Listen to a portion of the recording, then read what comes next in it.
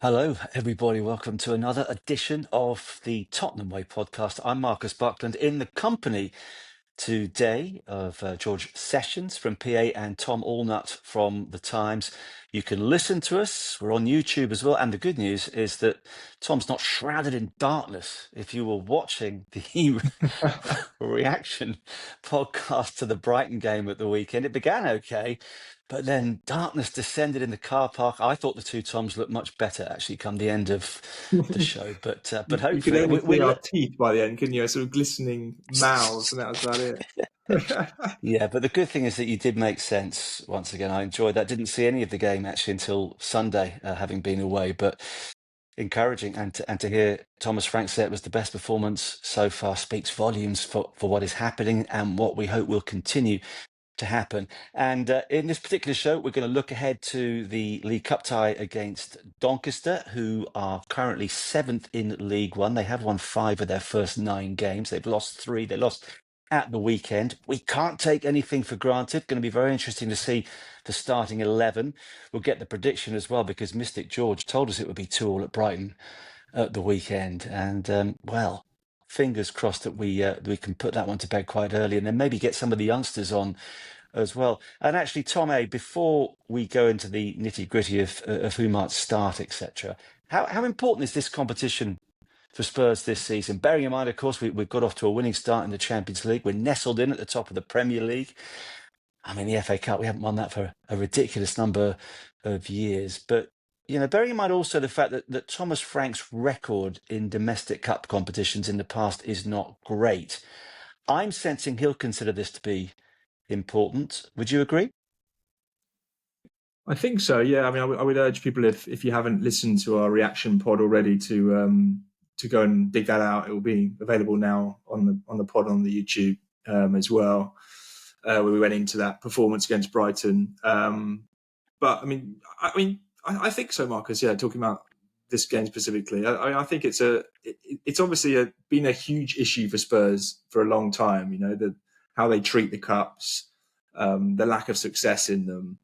And I guess you might think that having won the Europa League, that sort of desperation would be a little bit less. But I actually think the opposite. I think having won the Europa League, I think the fans sort of have realised, well, not realised, they knew, didn't they? You know how fun it is to win cups, and it's been almost kind of, it was forgotten for so long, and now I think there's that craving for it to happen again. And you often hear that from the players and managers. They sort of say when you win one, it makes you want to win it, you know, again and again and again.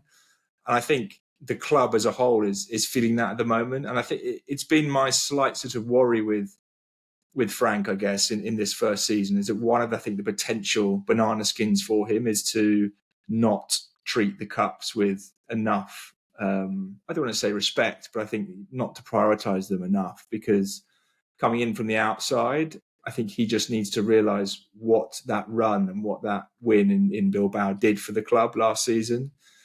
And I think, you know, it could go either way. I think, you know, he could really harness that, you know, and take on that momentum in the domestic cups, because let's be honest, they're not going to win the Champions League this year, so they haven't got that sort of European avenue to lift a trophy.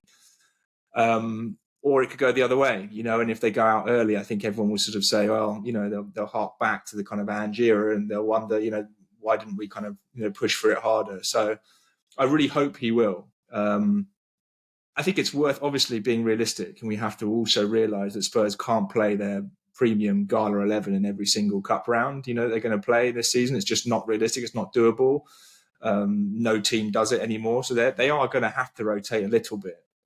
But I think it's always in the details, you know, it's always in, you know, maintaining that kind of core spine, keeping the kind of defence together if they can. We know when a starting 11 is kind of pushing the boundaries of a sort of a fringe team, you know, and I think it's important that he always tries to lean on a side that he can rely on ultimately to get results, because I think that's going to be really key this season to his popularity. I'm tempted to just pick you up straight away on just ruling out Tottenham's chances of winning the Champions League, but maybe we'll come back to that in just a moment. In terms of the League Cup, George, I mean, I think Tom's making a very good point. Winning's a habit, of course, and once you get on a good run, you do appreciate just how much fun it is. And let's not forget, we got to the semi-finals last season. We won the first leg of that semi against Liverpool. It was a great night, and less said about the second leg the better. But last season, we very nearly lost to Coventry first game out. 2 years ago, we did lose at Fulham first game out. So really, if he's done his homework, which I'm sure he will, then Thomas Frank's going to know you've got to respect the opposition at this stage, and you couldn't ask really for a better tie than a home match against, League One opposition, could you? Yeah, you're absolutely right. I think everyone associated with Tottenham will be happy with Doncaster at home, maybe except for one person, and that's the young man that actually scored for Tottenham last season in the Europa League. Demola Ajayi. He went on loan to Doncaster last month or back in July and actually scored for them. I think it was against Middlesbrough in the last round, but I presume he can't play this game, so it's a bit of a shame for him actually. But it's funny listening to Tom there saying how now Tottenham have won a trophy, the fans are craving more, because that's exactly how I feel. I'm so big for the Cups this season. If you offered me fifth or the FA Cup or Carabao Cup, I would go Carabao Cup and FA Cup every time, because as great as the Pochettino years were, we didn't win anything, and it rankles me that's such a strong team and one of the best teams in our history, but they never actually won anything. And we now look at this team as arguably maybe even being better because they did win the Europa League. And I think it's a great opportunity. You look at the Carabao Cup, and already seven Premier League teams have gone out. It'll be another one after this sort of week, because Wolves and Everton play each other as well. Man United are not the old Man United, but they're already gone. Bournemouth are gone. Aston Villa are gone. Spurs have got to win 3 games, and they're in the semi-finals.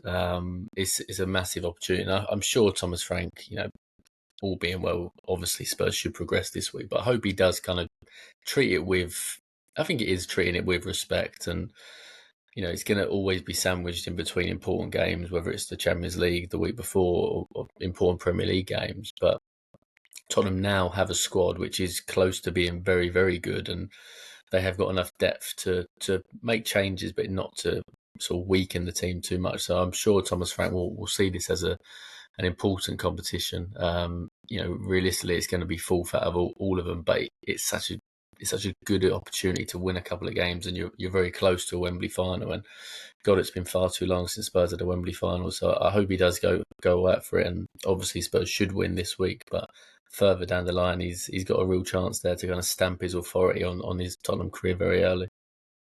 When you look at Frank's record in the just the FA Cup and the League Cup at Brentford, he only made one semi-final in 8 years. They got to 2 quarterfinals, both of them in the League Cup. He never went past the 5th round in the FA Cup. And look, I mean, I think this, gets thrown at him a little bit. And ultimately, he was in charge of Brentford. He wasn't in charge of Arsenal, right? So, I mean, there are 2 things there. One, clearly the quality of the team is not one that you expect to be getting to the final of domestic cups every year. And 2, for at least the first half of that tenure, and it was only because of his good management that it wasn't the case in the second half, the absolute priority for Brentford was staying in the league, So I don't think, it's not an indictment on his management. I just think he has to kind of shift the mindset almost, and I'm sure he can, I'm sure he will. But when we're talking about can he make the step up to, being in charge of a club like Spurs, I think this is one of the kind of mini asterisks there where you say, well, is he able to kind of shift the mindset in the cups where he sees these games as really important? Because you can bet your dollar that the fans do.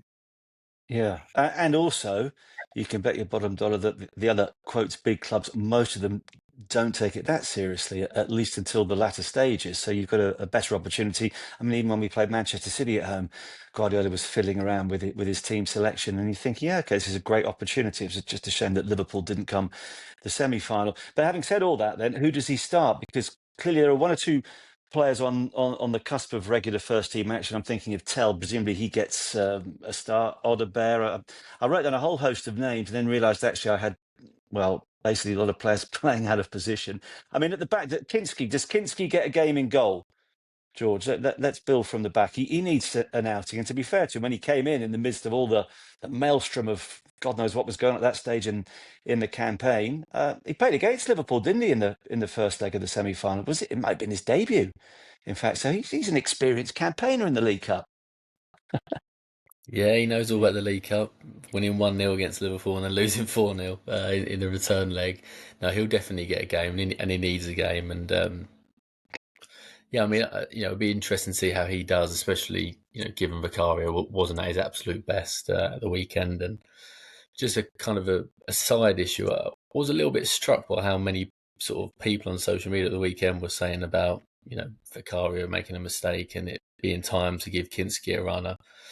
Kinski had a brilliant game against Liverpool, but I think people seem to forget he's actually not a very good shot stopper. There's countless goals in my mind.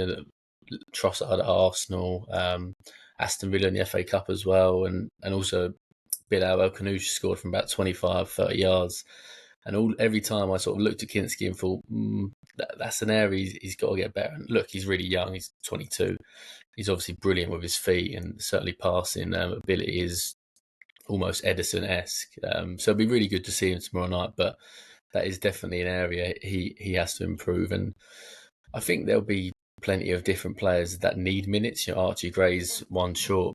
He's made one start all season, and other than the Carabao Cup, I sort of struggled to see where else he is going to start at the minute. So it'll be a big opportunity for him, and I think he will play in midfield. And you mentioned Tell, obviously not in the Champions League squad, so he'll have to play. And Brennan Johnson's warmed the bench, hasn't he, last few weeks? So I'd imagine he'll get sort of minutes out, potentially on the right as well. Actually, seemingly his more favoured position. But despite all those changes, I actually would like to see, and I think we will see Xavi play as the number 10. We obviously got a bit of a taste for that at Brighton, and he did really well. And I think, especially at home to a team that probably are going to be, trying to defend deep and keep Spurs, shut out for as long as possible, you're going to need to unlock that sort of team. And I think it's a good chance for Xavi to maybe get even just 45 minutes or potentially 60 in the number 10 role ahead of Wolves at the weekend, which will, could be similar of them trying to, keep Spurs out of a low block. Yeah, no, I've got him playing in the number 10 role, and I've got Colin Moani playing up front, assuming he's recovered from his dead leg. Just going back to the defence, I'm thinking Archie Gray might come in at right back. Obviously Porro's got to be rested. I've gone a bit actually rogue here because having said how important the League Cup is, I've got Gray at right back. I've got Danso partnering Junai Byfield in the centre of defence. And my argument there is if Byfield's good enough to be on the bench for a Champions League game, he's definitely good enough to start a Carabao Cup game against League One opposition. And then I'm playing Spence at left back. Have I taken leave of my senses? You're all talk, Marcus. We've all heard the long rants that you've had over the years, slamming Ange Postecoglou for not playing the premium team in the cups and going out to Fulham, and here you are playing teenagers in central defence. Yeah, Fulham, to be fair, was a Premier League game team away from home, and this is Doncaster at home. You're disrespecting them straight out of the Yes. gate. Yeah, yes. I don't think he'll play Gray at fullback. It'll be interesting to see. It's obviously early days, and a lot of the problem we have with this is that we don't really know what Frank's approach is going to be. I mean, even with the goalkeeper, we don't know. Will Frank basically play Kinski all the way through until the final, or will he pick Vicario in the final? We don't really know. We haven't got the evidence to sort of to know. And I guess with Gray,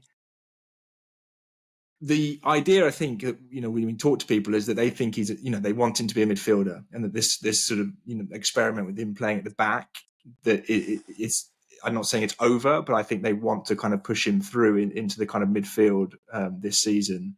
So if he plays, I would imagine he will play in central midfield. That said, it's true that the options at fullback are not as plentiful, so it's easier to kind of form a three-man midfield. I mean, Sarr, for example, didn't start against Brighton, right? So I mean, you'd imagine he might come in. I don't know what Mystic George thinks about that, but I think probably if Gray plays, he plays in midfield. But then you have to play one of the fullbacks. You have to play Porro again, which may or may not be ideal. You have to play Udogie again, which is probably unlikely given just for the second time in 3 days. So you can't get everyone in the positions they want. Well, you could. Sorry, Tom, but I guess you could play Spence at right back and Davis at left back, and that, Porro's got to be rested, I think, and Udogie was so good at the weekend. I want him fully charged up for Wolves on Saturday because that game's got banana skin written all over it. You could, but then Do we you know, say if you're playing, Romero sorry, go on, and George. do we say Romero and Mickey Van de Ven just don't play this? Because I guess the way you're talking there, Marcus, potentially Ben Davis at left back, Spencer right back, Danso will obviously start, maybe alongside Christian Romero then, or Yeah, I I'm want not sure Romero. Gino Byfield will.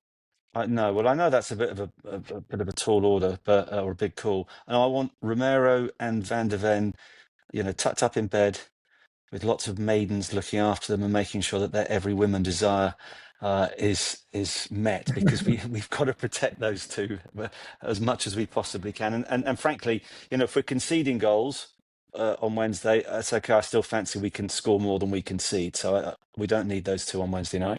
But in all Just seriousness, on, I actually think that you sort of do, and I'm not saying you need both, but I think that is where I sort of think about the details of these games, and that's where you kind of say, how important do you view these matches? And if you really think it is important, to get through and not to have a bad night where you lose or go to penalties or something, I think you play one of Romero or Van de Ven. You have to keep that spine, you have to keep that kind of solidity at the back. You can't just sort of play a completely mixed up back four and hope for the best and assume it's Doncaster. And I think we know they're going to rotate, but I think that it's in those kinds of decisions where we will basically find out how important Frank views these games.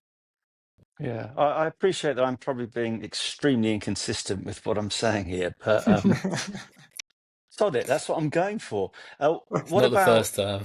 No, it's not the first time. So we're agreeing that Tell's going to play Odobert Johnson. I mean, these guys need to make an impression, don't they? We've got some questions in a moment we'll come on to about both of them. Colomwani was, very frustrated that we haven't been able to see him yet. You boys have got your ears to the ground.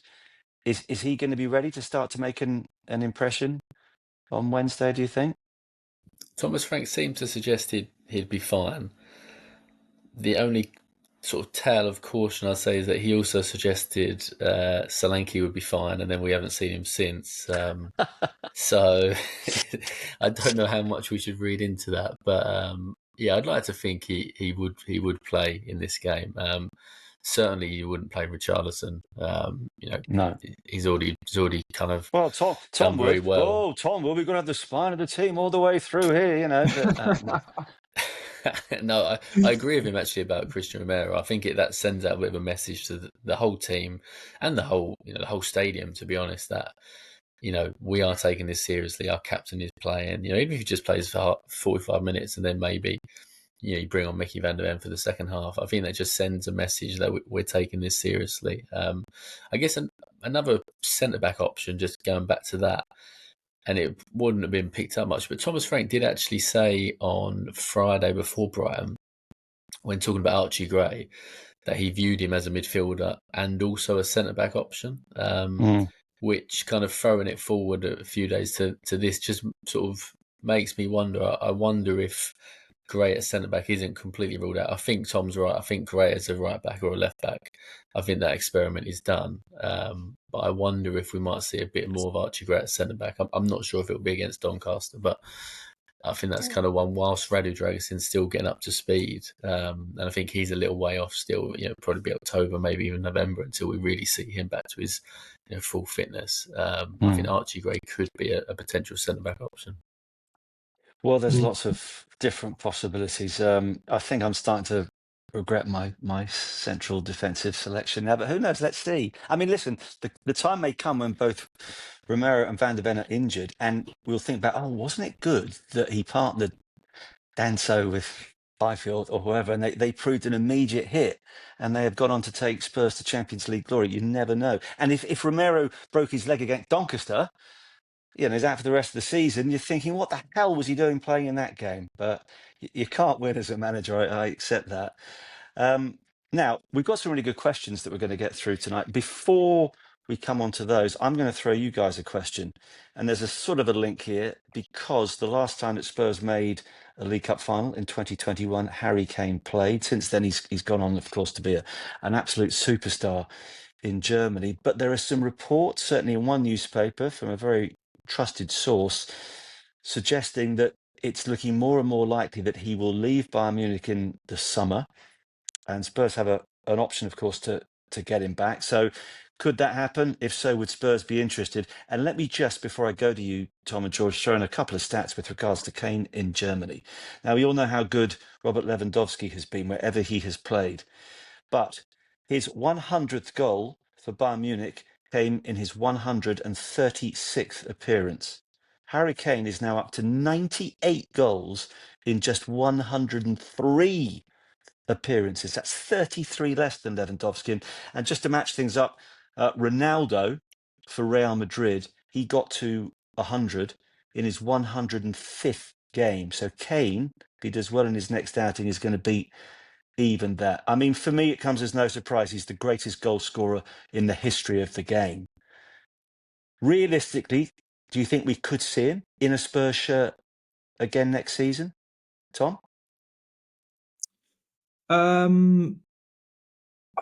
Next season feels early, but I guess, I mean, we should say this story came out from Matt Law in the Telegraph today, one of our colleagues who covers Tottenham very regularly and is often right on the money with these things. I think if Kane was coming back, I can imagine, he turns 33 next summer. And I guess if you look at the kind of goals record, which I think he would definitely have his eye on, he's on 213 and Shearer has 260. So he's got, by my maths, 47 to get, excuse me, which I think Harry Kane will probably think in his mind anyway, he could do in 2 seasons. Yeah. He needs to give himself at least 2 seasons, I'd say, to get it. So he's probably thinking after 3 years in Germany at 33, is this a good moment to kind of come back? I don't think he has to come back at 33, I have to say. I think he could, come back at 34, 35 and still think he would have a chance. But obviously, every year that goes by, it's more of a risk, I suppose. I guess my main doubt with Kane coming back to Tottenham is the trophies thing. It is the idea that he's sort of got a taste of it at Bayern.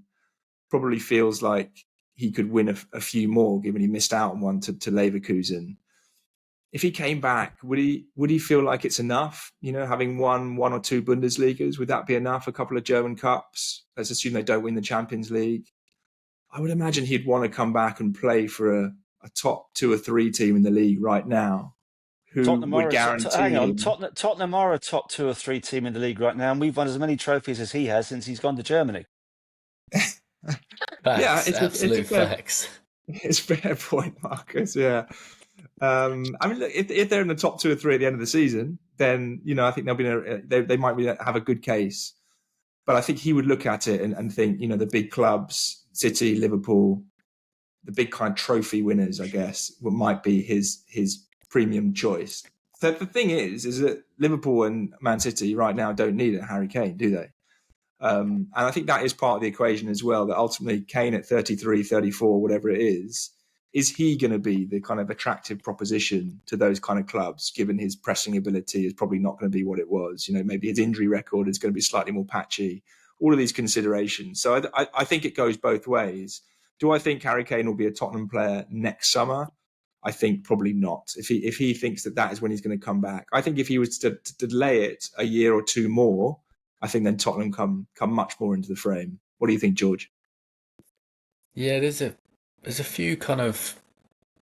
I think why is this a live issue? Probably because Spurs don't have a guaranteed forward that everyone is happy with, isn't it? I think, which kind of why Spurs are always going to be there until they had someone that was banging in goals left, right, and centre. As much as I like Dominic Solanke, I feel like he gets a bit of a hard rap after what I thought was a pretty good debut season. He's obviously barely featured this time around, and I think no one can say with the utmost confidence he's going to be the guy to score the goals to take Tottenham to the Premier League title. A lot of people would have got rid of Charlton this summer. He's started brilliantly, and we're all happy that he's fit, but we don't know how long he's going to be fit for. And Kolo Muani's alone. So, going into next summer, 2026, Harry Kane's been at Bayern Munich 3 years then. I personally haven't seen any talk of a new deal. I don't think you have either, Tom. So that's another issue. After two plus years, given how well he's done, you would think the new deal and trying to keep him would kind of be mentioned. It hasn't. And look, I guess the other kind of elephant in the room. It didn't feel like it ended very well for Harry Kane at Spurs higher up. I think we'd all kind of acknowledge that. If Daniel Levy was still at the club, would he sign a 33-year-old? You'd instantly probably say not. He's now not at the club, so that's the new owners. Are they going to look at the England captain, hopefully the World Cup winning captain, would all like to say as well, and they'd spend the money, I'd imagine, if they want to make a statement to bring him back. So all those kind of scenarios for me kind of make this I think it is a real possibility for Spurs, as Tom said, if Kane wants to come back. And I think if he was to come back at 34, it kind of, how many clubs are going to want a 34-year-old? That's a year on from any kind of potential brilliant World Cup that he's had. Obviously on big wages as well. You'd imagine Haaland would still be at City. Isak would still be at Liverpool. He's not going to go Arsenal, is he? Chelsea have just signed Liam Delap and João Pedro. There's not a whole host of clubs where you could see Harry Kane going. So Tottenham is the kind of ideal one. And I think he would have seen Bilbao, and he would have seen how much adulation Sonny has got. And you're not human if you don't watch. You wouldn't have seen that and wouldn't have kind of felt like you'd missed out. So I'm just probably speaking more as a fan here than a journalist. But even thinking about all the context around it, I think there is a real chance that this could be something that happens in the future. Is it next summer? It's hard to say for sure, but I do honestly think it makes a lot of sense for Harry Kane to come back one day. I think Levy's departure is a key part there as well. I mean, George put it the other way around, where he said quite rightly that Levy wouldn't often sign 33, 34-year-olds, and particularly Harry Kane's release clause seemingly comes down to like 50 odd million next summer. I mean, that's still a lot for a 33-year-old. I don't see Spurs paying that. I think they definitely want to negotiate with Bayern, who we know they have a good relationship with, by the way. But I think the reverse is also just as relevant, that I think that relationship at the end was, let's say, quite strained between Kane and Levy. We know, for example, at the end, don't we, that there was a period of hours, I think, where Kane couldn't kind of go to the training ground and he couldn't access his own suite in the stadium, and all got a little bit unsavoury, to be honest. So I think Levy not being there, I think also probably makes it more possible, not less possible.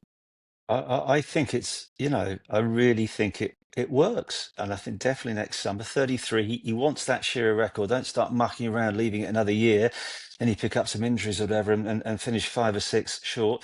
I also think come the summer, it's likely that one of Richarlison or Solanke might go. He's perfect. And I don't know if Viv is a massive fan of Harry Kane, but for the new owners to bring back Kane would just be a masterstroke. And he has got unfinished business. And I don't think he wants to come back and score lots of goals for a Newcastle, whoever it is. I really think, and we all want it, we want him to lift some silverware in a Tottenham shirt. I mean, Teddy Sheringham came back for a successful second period. It's happened before. I just think it fits perfectly, particularly as you guys have rightly said, that he's not going to go to Arsenal, he's not going to go to Chelsea. Liverpool, they've got way too many strikers anyway. Manchester City, no, for as long as Haaland said. Tottenham are the team. It worked. It just works in so many different ways. And I really think it's going to happen, guys. And I'm excited. What would you do with Solanke, Marcus? Would you be keeping him as a backup, or would you be trying to? I mean, you got to remember they did spend 60 million on him, only a couple of years ago. Solanke. So I like Solanke, and it's been so frustrating that he's picked up these injuries. And of course, he was never going to score the goals at the same rate that Harry Kane has. But I think he's been missed. He holds the ball up really well. So and also you're not going to play Harry Kane every game.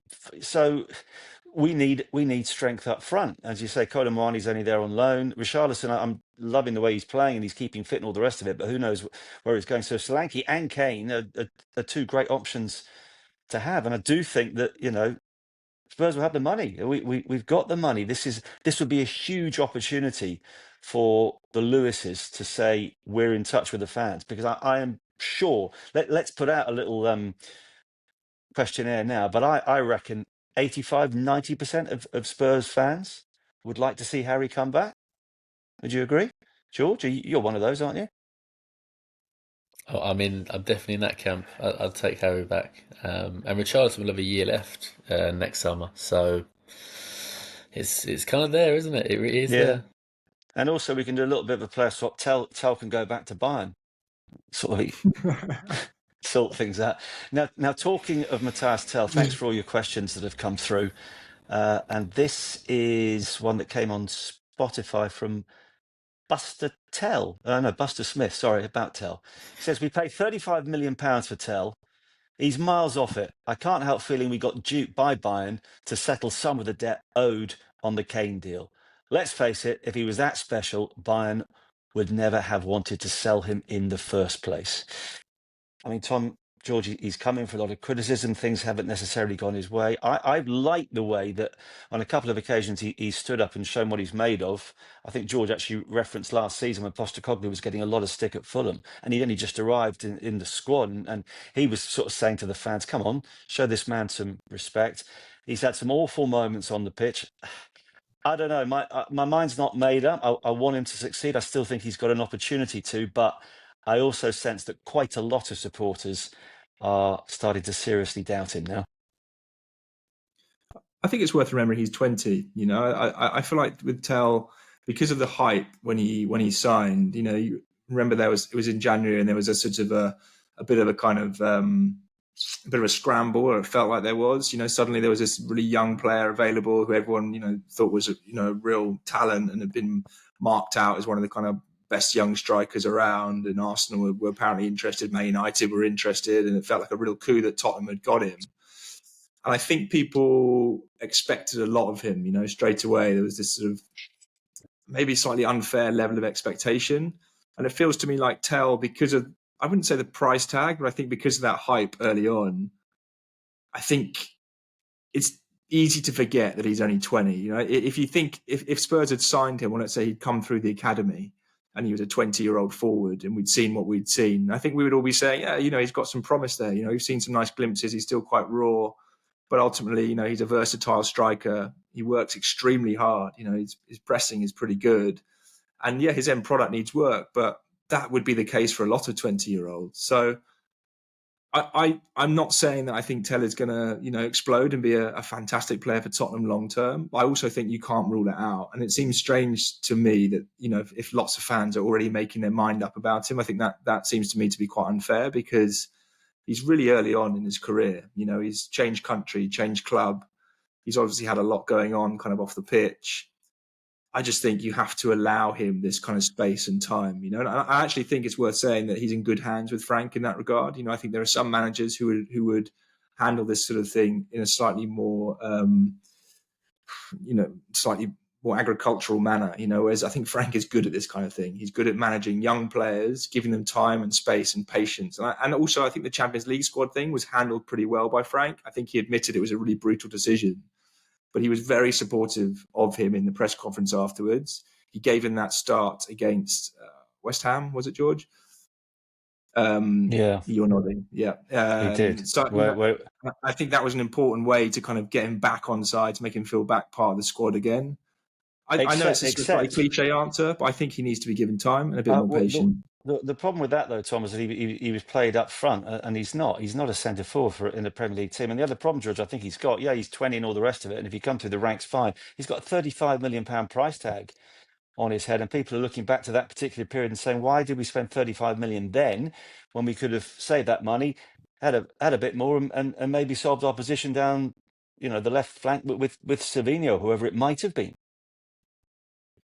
That is my argument with Wilson Odobert, actually, in fairness. But I feel like I've said that a lot about Wilson Odobert, so I'm going to give him a night off. I think Doncaster is important, actually, for Tell. Not so much that we need to see him score a hat-trick. I just think he needs a goal. What was really impressive at Bayern Munich, certainly not the first half of the season when he joined Spurs, but the one before, under Thomas Tuchel, actually, is that he scored quite a lot of goals. And often when he would come in for, not necessarily always for Harry Kane, but he'd come on in games or he'd come in for the odd cup game, and he got a fair few goals. And I think that's why there was a lot of excitement, because you had an 18-year-old at that point who's scoring goals for Bayern Munich and clearly wanted by a lot of clubs in England. So no, I think tomorrow, I think it's going to be an important game for him just to have a few runs at opposition players, get fans off their feet, hopefully produce one of the kind of goals he scored at Bayern Munich, cutting inside and smashing it in. We haven't seen that often, and largely probably because he's played down the middle. So I sort of would like to see him actually play on the left against Doncaster. So I think that personally, that's where we're going to see the best of him over the next 12, maybe 18 months, playing on the left, cutting inside, because he's got an amazing shot. It reminds me of Jermaine Defoe with that kind of lack of backlift, and he gets a huge amount of power behind his shots. But as I say, when he's a centre forward, he's not getting that opportunity. The ball's either coming into him with a defender behind him, back to goal, or he's trying to get on the end of crosses, and he's not the tallest guy in the world, so it's not ideal for him. And I just think if he can get a goal, you'll see his confidence just kind of go from there. And young players are all about confidence. Odegaard's a case in point. Mikey Moore's on loan at Rangers, and it seems like he's not having the best of time. And it's confidence for all these young guys. They've clearly got talent. Otherwise, they wouldn't be at a team of the stature of Tottenham, and especially Bayern Munich before. So Teller's got the talent. I love his mentality. I think he just needs a good night. He needs a real positive moment. And I'm sure that fans will be getting a little bit frustrated because it's a lot of money, but fans also do rally behind young players a lot more and give them a lot more leeway than sometimes they deserve. But in the long run, that actually can pay off. Gareth Bale is the prime example. I think if you offered any Tottenham fan back then the chance to sell Gareth Bale as an 18, 19-year-old, everyone would have said yes. He's cursed. He can't win a game for Spurs, and look at the player he becomes. So it takes a bit of time. I'm not saying Tell's going to be Gareth Bale, by the way, but you do have to give young players time. And I see enough there in Tell, in the little spurts, that there is a player in there. And I just hope he has a big moment in the Carabao Cup. And it could be a big competition for him, actually. He obviously can't play in the Champions League, but he will get minutes in the Carabao Cup. So hopefully he gets a goal on Wednesday. That's my mystic prediction. Well, let's hope you're right. There's a player there, definitely. JJJ, it's the history of Tottenham's also written to say that Tell is offering nothing special. Shooting speed, dribbling, passing. He needs to excel in at least one of these areas. Let's hope he does on Wednesday night. Now, another question. This has come from Jashra 2555 on YouTube, and he posed this question, Tom, after the Villarreal game, and he says, guys, I think we're becoming a little Stokey. And, I'm assuming by that he means too many long throws, all the rest of it, the importance of set pieces. That's not what we are, mate. Oh, sorry, where's he come from? Bit harsh, isn't that? Bits. I mean, if we are a little Stokey, I don't mind. It's effective. Yeah, I mean, I think there's always this danger, isn't there, with the kind of set pieces and the long throws, that as soon as you become good at them, you get a week of sort of everyone saying you're good at them, and that's really impressive. And then in the next week after that, everyone says, oh, you're too reliant on those throws and those corners. Arsenal had that sort of golden period where everyone was praising them for being really smart and clever, and then a couple of months later, everyone was saying they're massively too reliant on set pieces. And I think at this point, Spurs aren't relying on their corners and their long throws. It's an effective weapon they've added to their armour.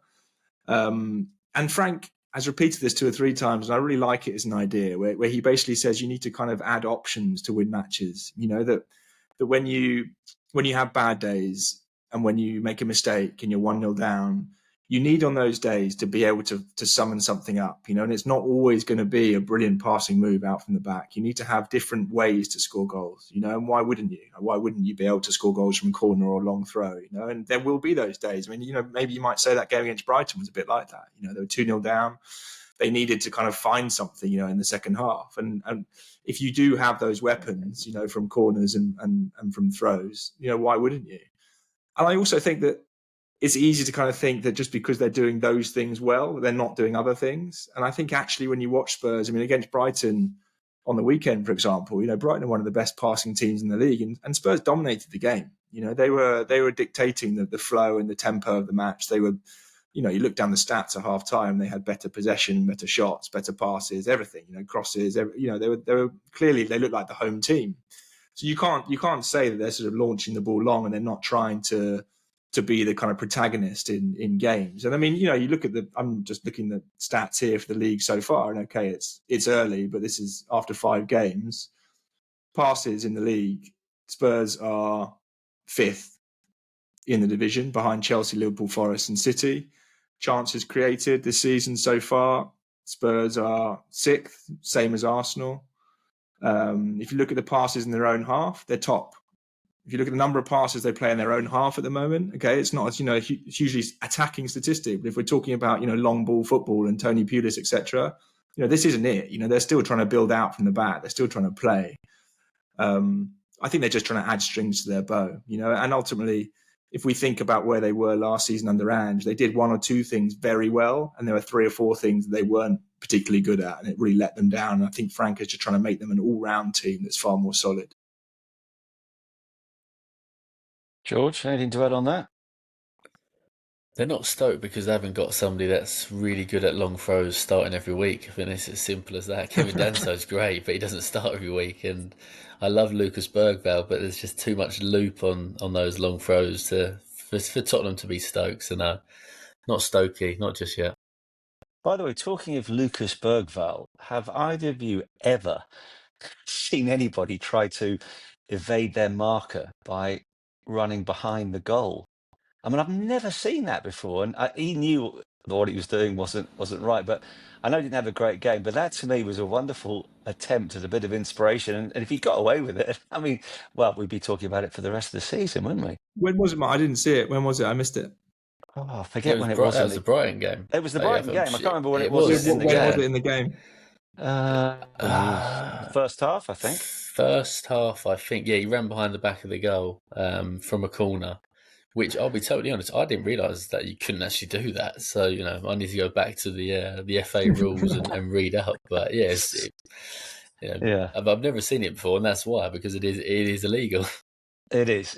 But I mean, you know, the guy, you know, didn't have a great game, but Bergvall is magnificent. Now, email from Justin Kelly says, I feel that Brennan Johnson should be converted to, something awful, should be converted to a striker rather than a winger. At this stage, it's evident that he is a clinical finisher with good positional awareness, but he's average on the wing. To me, it feels like playing Lineker or Defoe out wide. Well, I mean, that's praise indeed for his finishing, if we're already making comparisons with Jermaine Defoe and Gary Lineker. I get the point, though, because when he does appear in the right place at the right time, George, invariably he does find the back of the net. I'm completely with Justin Kelly on this. We had this question in our email box a little while ago, and yeah, it's actually my fault. I left it off the last one by accident. And it's funny, I asked this to Thomas Frank actually on Friday, but it was a little bit of a loaded question talking about whether Johnson's better on the left or right, or do you also see him as a second striker? And he completely ignored that part, so didn't actually answer if he's an option as a second striker. So I'll try again in a future press conference. But I honestly, personally think, you know, Johnson's finishing ability, and I think it was a Southampton game last season. I think Maddison headed the ball over the top, and it was just such an instinctive, you know, stab finish, not the sort of natural back post Johnson finish that we're kind of used to. And it did make me think then, actually, you know, in front of goal, he's so confident, not taking players on. We know that that's a regular criticism of Brennan Johnson, but in front of goal, he really is so confident. And I would quite like to see, I think Ollie Watkins is potentially a comparison, because Ollie Watkins started as a wide player and then Thomas Frank moulded him into, you know, being a more centre forward, and you know, he's now obviously gone up a couple of notches at Aston Villa and he's an all-round centre forward. But at Brentford, he was more off the striker. And I think if Spurs had some sort of injury crisis, I'm sure, you know, he would be an option there. But so far, the way Thomas Frank has spoken, I don't think he sees him as an option there. But I honestly think he could do a job there. Yeah, it's an interesting one. Thank you for that point. Do keep your emails and messages coming, and Tom in a moment will remind us how we can all get in touch with each other. Last one for now from Rory Kennedy. I think this is actually really interesting.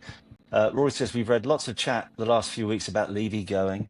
one thing I've not really heard anyone discuss is the timeline of the impact.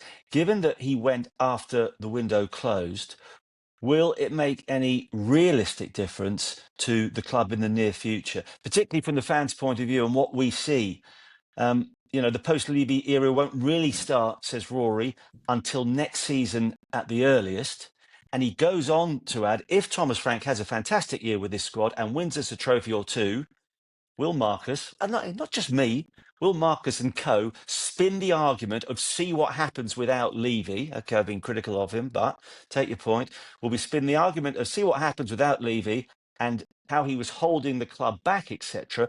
Or will we accept that Levy will deserve enormous credit for setting us up so well for this season? The manager, the player recruitment, the difficult decision of sacking Ange, etc. And it has got me thinking just a little bit. He's making quite a good point. I think, knowing me personally, I'll still say see what happens as soon as you get rid of Daniel Levy. But I would accept, George, the argument that in some ways, what happens this season is a direct result of what Daniel Levy did in the summer and over the previous few months in particular. Yeah, sure. Daniel Levy's fingerprints are clearly on the summer window. Although we didn't get Eze, didn't get Morgan Gibbs White, but no, in the end it was a good summer window, and he clearly was behind Xavi Simons, João Paulinho as well, involved in Thomas Frank. So I think there is an element of truth with this. I would say though, Spurs do have success this season. Look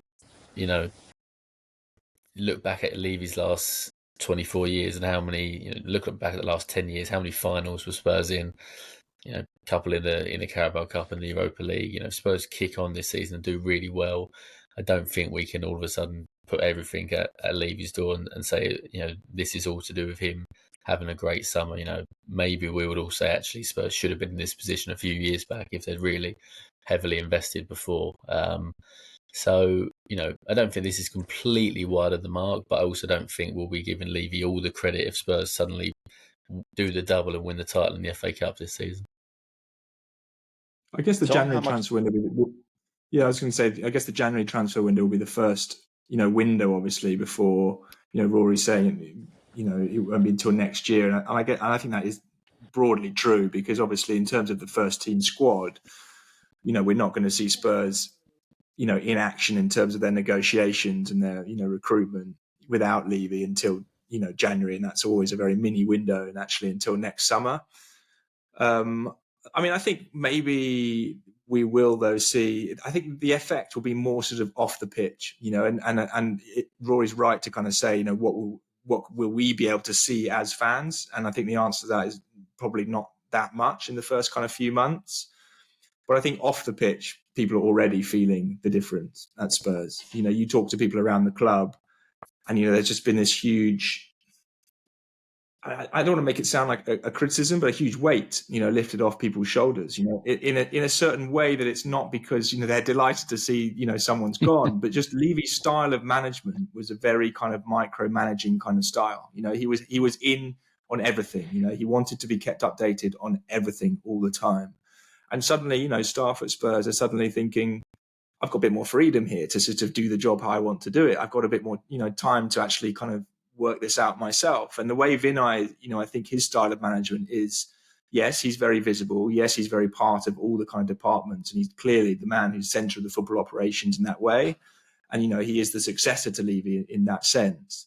But his style is very different. He lets people, I think, get on with their jobs a lot more than Daniel Levy used to. So is that going to affect the team, straight away in the first few weeks? Probably not. Let's be realistic. But I think over time, they're hoping that this kind of setup, the structure now with Frank, Johan Lange and Vinay, then the board, is going to be a much more modern structure where people are a lot more accountable for their jobs and their departments, and we can name the departments, that it's not just the football department, that is the first team department that's kind of been lagging in recent years. Clearly, the medical department, for one, in the last year or two, clearly hasn't worked very well, so there will be football operations off the pitch that will gradually seep into the first team. And I guess the one other thing to say directly with the first team, would Romero have signed like a a big deal in the summer if he thought Levy was going to be there? Don't know. I don't know the answer to that, but I suspect as well, when you think about the money that was offered to him, would that money have been available if it had been, purely Levy pulling the purse strings? Not sure. So there are, I think, already some differences, but I agree. I think it would take time for us to see them more significantly. Good question, though, Rory. Bottom line, if we do Really well good this question, season, yeah. if we do well, it's despite Daniel Levy. If we do badly, it's because of Daniel Levy. End of story. Now, Tom, for those who wish to get in touch with some more questions, we've got an international break coming up, so we'll have plenty of time for those. Could you run through the list of options, please? You should know them yourself now, Marcus, off by I know heart. I I don't should. know why. No, I should. Yes. At the So as Tottenham Way, always, something like that, is it? yes. Don't say the wrong ones. Oh, sorry. So, guys, as always, follow us on YouTube if you're not already. We're really growing our subscribers over there really quickly, which we're really pleased about. I think we're almost 700, 800 already after a couple of weeks. So we're really pleased about that. Great that it's going down well, even when we record videos in the dark in the car park of Brighton. Well, is it true? Is it true that the best question of the next set that come through gets a year's supply of carrots so that they can watch you guys more clearly next time? We did feel slightly sort of weird in this car park, the last car there, and looked sort of strange, like light on our phone. Anyway, so if you want more of that kind of video content, then do check us out. It's See a doctor. It's the Tottenham Way on YouTube, of course. And if you are already listening or watching us on YouTube, please do give us a like and a subscribe, because we often see that our watching numbers are really good, but obviously the likes and subscribers tend to be a bit lower because people just don't get around to it. So please do give us a like and a subscribe, really helps. And to get in touch with us, we will check all the comments always on our X accounts and our YouTube account and on Spotify and everything. But if you want to get with us, get on. Send us a message directly, I should say. Email us, which is the Tottenham Way pod @gmail.com. That's the Tottenham Way pod @gmail.com. And any comments, questions, we'll get to them as soon as we can. Great stuff. You send us the script so I can do that for you next time. So just well, not that you did it badly. I'm just saved you a job. I should know it by now. Final word, of course. Well, he loves it because he got one right at the weekend. What a far cry from the days of Dan Kilpatrick. We will not do predictions. I don't like them. But Mystic George, spot on at the weekend. Score against Donny. And Tuesday, don't forget Tuesday as well. I said 1-0. Oh, you did? You're on for a hat trick. Yeah, on a hat trick. I'll go 4-1 Tottenham, and I'll go Tell to score as well. Let's give Tell a goal. Tom? We should also say that George is very good at predicting lineups and formations. He's annoyingly good at this when it comes to sort of. No, what was it? Was it George? No, not lineups. Lineups have been very poor lately. Since Thomas Frank come in, I was great under End. You were insisting that your Waters were telling that Brennan Johnson was going to start the other day, and now you got that horribly wrong. Don't give him too much credit, Tom. He can't get them all exactly right. He's fluked a couple of predictions, but his starting 11. And by the way, when Byfield starts Wednesday night, I expect immediate text to say, "You genius, Marcus." All right, and I'll be switching my phone off if he doesnn't. It'll be in drafts. Don't worry. I think George called the three at the back for the Super Cup final as well, which I don't think anyone else called. So that's another feather in his hat. We've been a good signing sessions, actually. He's much better at this than Dan was. I'm going to say I think it'll be 3-0. I think they'll keep it clean sheet again. But it'll be comfortable. Okay, I'm going to go 3-1 because if there is a bit of an unusual looking back four, Doncaster might steal a goal somewhere along the way. But we're all expecting to go through, and then of course we've got Wolves on Saturday night, and I did see a nice little gif earlier. There's the doctor in his coat saying, basically it's Wolves haven't won all season, so here comes Dr. Tottenham. Let's worry about that later in the week, guys. Is there anything else you wish to say or do before we head into the night? No, shakes the head. No, well, all covered. We go. Brilliant, great stuff. Thank you to Tom Allnutt from the Times, to Mystic George Sessions from PA. I'm Marcus Buckland. Yeah, 2 home games this week should be straightforward, but of course, this is Tottenham Hotspur. Come on, you Spurs!